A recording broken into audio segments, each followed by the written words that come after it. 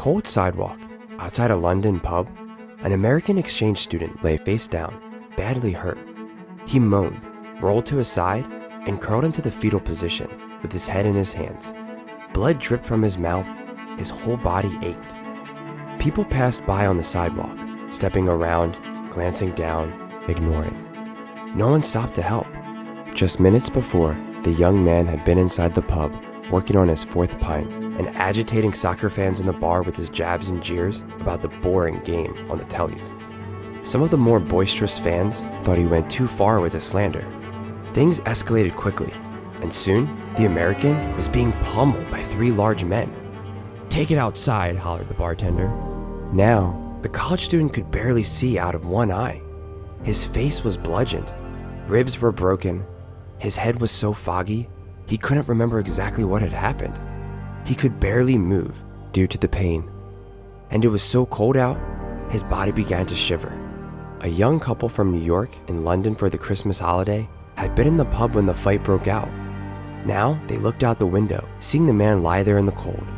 Not wanting to risk being associated with him as Americans, in case they too would be targeted, they quickly paid their tab and returned to their hotel, turning their heads away as they left the pub. A group of Canadian exchange students were walking by. The students recognized the young man from the university where they were studying. "Look at him. He's so drunk they kicked him out of the pub," laughed one of the students. "I can't stand that guy," muffled a second student. "It drives me crazy how he acts like he knows everything." "I think he's hurt," said another. "Whoa, look at the blood on the sidewalk," a fourth student said. "He probably had it coming," replied the first student. "He's always instigating trouble." "Yeah, come on, let's go." They crossed to the other side of the street and continued on their way. More people passed by the young American. "Help!" he muttered as loud as his lungs would offer, but no one heard, or no one listened. Finally, a man on his way home from the market saw the heap of a human lying outside the pub. The man dropped his bags, ran to the American, and examined the near lifeless body.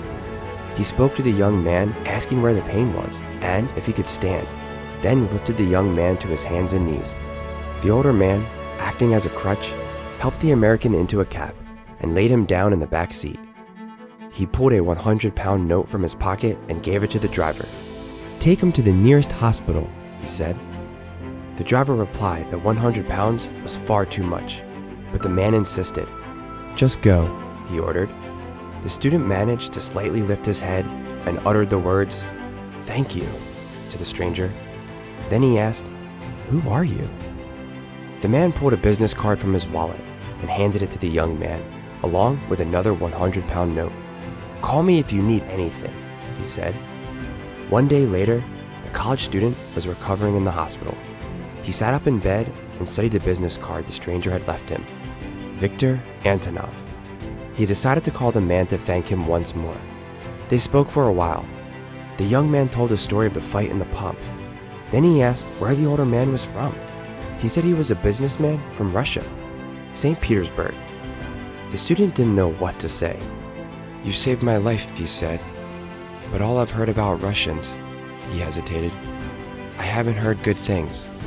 The Russian man paused for a moment, then responded. "Things are not always as people say. I grew up in a small town near St. Petersburg. When I was 10, I was riding on a scooter with my father when we were hit by a car and thrown off. My father did not survive, but I was rushed to the hospital and the doctor saved me.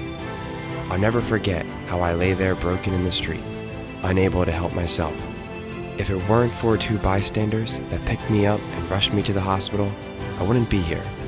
Soon after, I vowed that I would never forgo an opportunity to help someone in need. And that, my friend, has nothing to do with where I'm from." 3-Minute Virtue posts a new video every Monday and Thursday morning. There is no cost to subscribe. This story is a modern version of the parable of the Good Samaritan.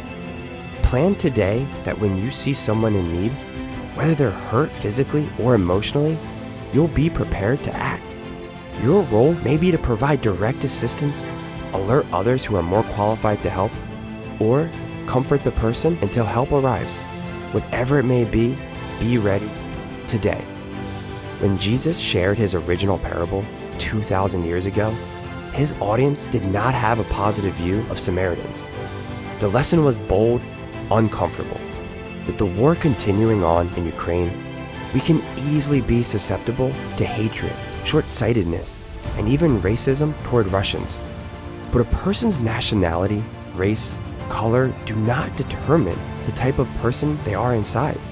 Let's continue to treat each and every individual with respect until they give us a valid reason to think otherwise.